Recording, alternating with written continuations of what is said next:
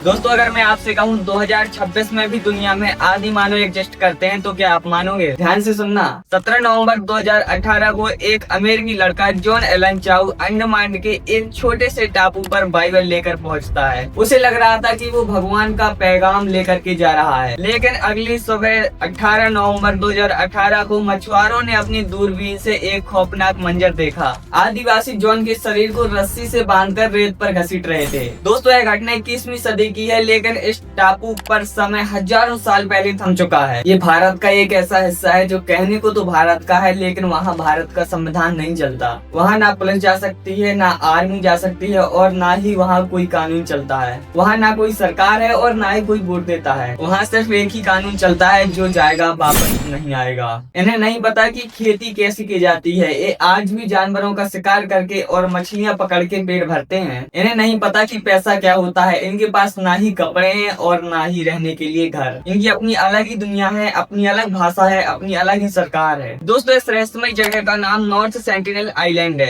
यह बंगाल की खाड़ी में अंडमान और निकोबार द्वीप समूह का ही एक हिस्सा है। भारत की मेनलैंड से यह आइलैंड लगभग 1800 किलोमीटर दूर है और अंडमान की राजधानी पोर्ट ब्लेयर से मात्र 50 किलोमीटर की दूरी पर स्थित है। इस आइलैंड पर रहने वाली जनजाति को सेंटिलीज कहा जाता है। ये लोग लगभग 60,000 सालों से इस छोटे से आइलैंड पर पूरी दुनिया से कट के रह रहे हैं। लेकिन सवाल ये है कि ये लोग आए कहाँ से हैं? साइंटिस्ट का मानना है कि सेंटिलीज लोग उन पहले इंसानों के वंशज हैं, जिन्होंने आज से करीब 60,000 साल पहले अफ्रीका से निकलकर पूरी दुनिया का सफर शुरू किया था। ये लोग समुद्र के किनारे किनारे सफर करते हुए इस छोटे से आइलैंड पर पहुँचे थे और तब से लेकर आज तक 60,000 सालों में इनका बाहरी दुनिया से कोई संपर्क नहीं हुआ। इनका डीएनए, रंग रूप और रहन सहन आज भी उन्हीं अफ्रीकन पूर्वजों जैसा है। इन्हें अपनी दुनिया में किसी भी बाहरी इंसान का दखल बर्दाश्त नहीं है। इसके पीछे कई कारण हैं। आज से 144 साल पहले जनवरी 1880 में एक ब्रिटिश अफसर माउरिस बिदाल पोर्टमान भारी हथियारों के साथ इस टापू पर उतरा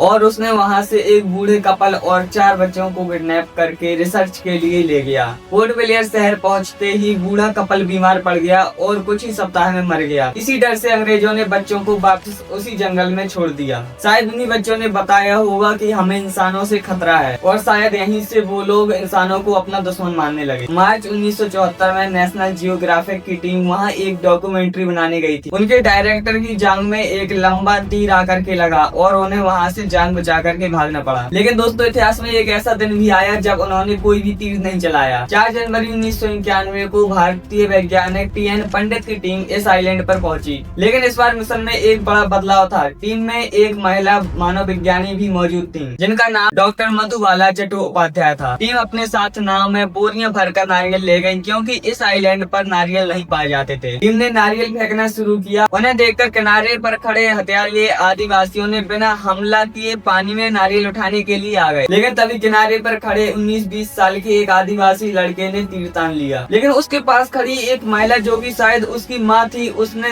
धक्का दिया और तीर नीचे गिरा दिया। शायद नाव में एक महिला को देखकर उन्हें लगा होगा कि यह टीम हमारे ऊपर हमला नहीं करेगी और इतिहास में पहली बार लोगों ने अपने हाथ से उन्हें नारियल दिए। यह इतिहास का पहला और आखिरी दोस्ताना संपर्क था। जब 26 दिसंबर 2004 को भयानक सुनामी आई तो दुनिया को लगा था कि सेंटिनलीज ट्राइब खत्म हो चुकी हो। लेकिन 3 दिन बाद जब कोस्ट गार्ड का एक हेलीकॉप्टर वहां पहुंचा तो एक आदिवासी ने तीर चला करके बता दिया कि हम जिंदा हैं और हमें तुम्हारी मदद नहीं चाहिए। दोस्तों 2 साल बाद 26 जनवरी 2006 को 2 मछुआरे गलती से अपनी नाव में सो गए और उनकी नाव उस आइलैंड के पास पहुंच गई। आदिवासियों ने उन्हें तुरंत मार डाला और नाव को वहीं दफना दिया। उन 2 मछुआरों की मौत के बाद 2006 में भारत सरकार ने 1956 के एबोरिजिनल ट्राइब प्रोटेक्शन लॉ को और सख्ती से लागू कर दिया। सरकार ने इस आइलैंड के चारों तरफ लगभग 9 किलोमीटर का बफर जोन बनाया। दोस्तों यहाँ पर जाना तो दूर की बात है, यहाँ पर नाव रोकना या फिर फोटो खींचना भी एक गैर कानूनी जुर्म है। लेकिन जैसा कि मैंने स्टार्टिंग में बताया, जॉन एलन चाउ 2018 में वहाँ गया था। तो अभी सवाल है कि वो वहाँ कैसे पहुँचा। जॉन ने वहाँ जाने के लिए वहाँ के लोकल मछुआरों को 25,000 रूपए रिश्वत दी थी। 15 नवंबर 2018 को रात के अंधेरे में वह चोरी छिपे उस आइलैंड पर पहुँच गया और अपनी कायाक लेकर अकेले किनारे पर आ गया। उसने पहले आदिवासियों को फुटबॉल, कैची और कुछ मछलियाँ देकर के दोस्ती करनी चाहिए। लेकिन तभी एक छोटे बच्चे ने तीर चलाया और जॉन के हाथ में पकड़ी हुई बाइबल के आर पार हो गया। जॉन डर के वापस नाव पर आ गया। लेकिन 16 नवंबर 2018 को वह फिर से आइलैंड गया, लेकिन इस बार उसे लौटने का मौका मौका नहीं मिला। 17 नवंबर को मछुआरों ने एक खौफनाक मंजर देखा। आदिवासी जॉन के शरीर को रस्सी से बांधकर रेत में घसीट रहे थे। जॉन ने मरने से पहले अपनी डायरी में लिखा था कि ये लोग लगभग 5 फुट 5 इंच के होते हैं और ये अपने चेहरे पर पीला लेप लगा करके रखते हैं। भारतीय वैज्ञानिकों के अनुसार ये आज भी शिकारी हैं। इन्हें खेती करनी नहीं आती। ये आज भी कपड़े नहीं पहनते बल्कि पत्ते लपेट करके घूमते हैं। समंदर से मछलियाँ, कछुए और जंगली सुअर का शिकार करके लोग अपना पेट भरते हैं। हजारों सालों से दुनिया से अलग रहने के कारण इनका इम्यूनिटी सिस्टम बिल्कुल जीरो है। अगर हम इनके पास खड़े होकर के छींक भी दे तो शायद इनकी मौत हो सकती है। शायद वो सही है, वो अपनी दुनिया में खुश हैं बिना पॉलिटिक्स और बिना इंटरनेट के। क्या आपको लगता है आपको जाकर के उनसे दोस्ती करनी चाहिए? कमेंट में जरूर बताएं। दोस्तों, अगर आपको ये वीडियो अच्छा लगा हो तो लाइक कर देना और अपने सभी दोस्तों के साथ शेयर कर देना। और हाँ, चैनल को सब्सक्राइब करना मत भूलना। मिलते हैं नेक्स्ट वीडियो में। जय हिंद।